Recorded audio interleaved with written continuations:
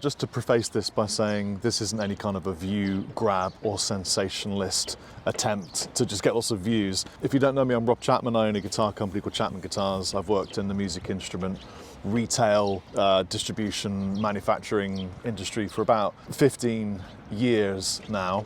And what's just been announced and is happening is actually kind of quite worrying to me.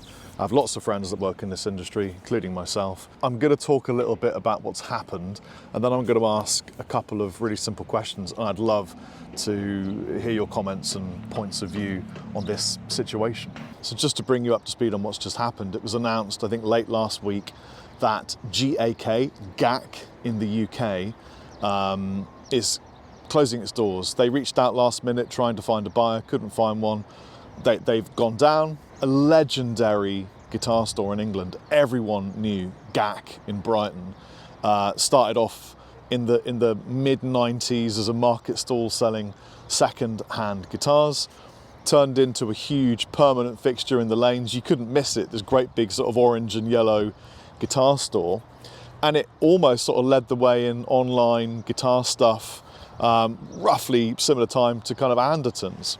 Anyway, sort of simultaneously and alarmingly, Bax, which is a huge Dutch guitar music instrument retail store, also has closed. Here's the thing, these were giants, relatively speaking, of the industry. I mean, they were no small fry. GAK annual turnover was about 20 million, Bax about 56 million.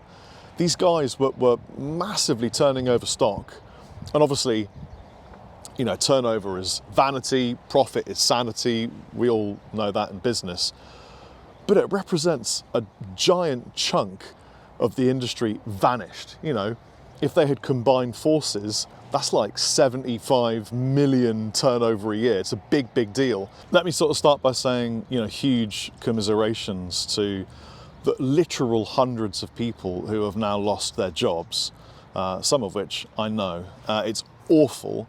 And it's like a sign of the times as far as I'm concerned. It was only last year that Guitar Centre got rid of loads of staff. I mean, almost all of the management disappeared, a number of which were really good friends of mine. Huge brain drain. They lost some incredible people.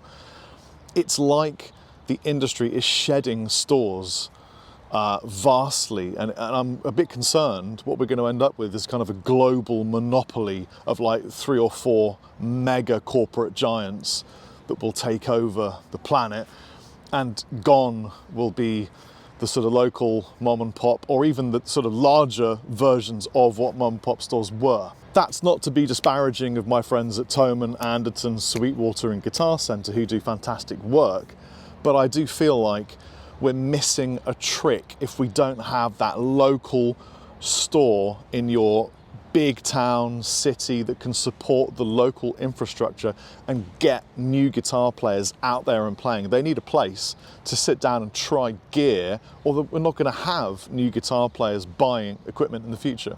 So I suppose the first question is, why is this happening? There are a number of factors that come into play, obviously, and I won't know all of them, but I have a bit of a clue. I think a lot of it is post-pandemic issues. I know a lot of companies, including my own, for which the pandemic was an absolute nightmare, not just in terms of sales, but in terms of manufacturing, sourcing elements, products, things that you needed. Is it wars? Is it pandemic? Is it a shift in consumer trends? Do people want a different kind of thing? Is guitar falling from favour? Are people more interested in holding an iPhone, playing games, watching Netflix, and less interested in playing guitar? There has to be some kind of massive trend for 2 massive giants like this to just close. If I owned a guitar store right now, would I be rejoicing because there's suddenly more market share, or would I be a little bit worried because this is an indicator or a sign of the times? Are we going to see the likes of Thomann, Sweetwater, maybe Guitar Centre, Andertons, creep out into continental Europe and start to establish a network of physical areas? Or are they going to crawl back in and focus way more on online? So I have a couple of questions for you. The first question is, do you still want physical musical instrument retail stores. Is it important to you? Are you now feeling much more that you're okay with just an online store and a really good returns policy, good warranties, so that you can buy, relaxed with a credit card or whatever, and then if you don't like it, you send it back, shipping, blah, blah, blah? Or do you want a physical store where you build a relationship with real people, go in and try something? Listen, I come from the 1900s. When I was a kid, buying a guitar, you went into a guitar shop, you had a coffee, you sat down, you played it for an hour, you didn't buy it. You went back again, didn't buy it, and maybe the third or fourth time you bought it. What's the experience that you want? I am really interested because I live in this world.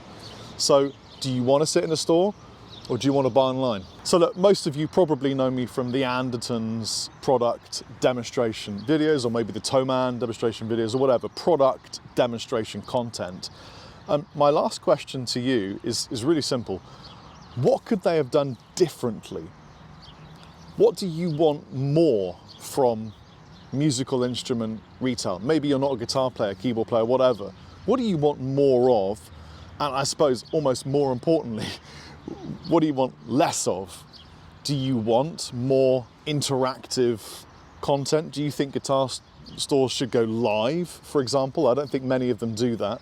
Do you want a hybrid, a mix where there's online demonstration content and then maybe they support that with physical real world touring, like clinic touring, but it's like an Andertons clinic tour kind of vibe?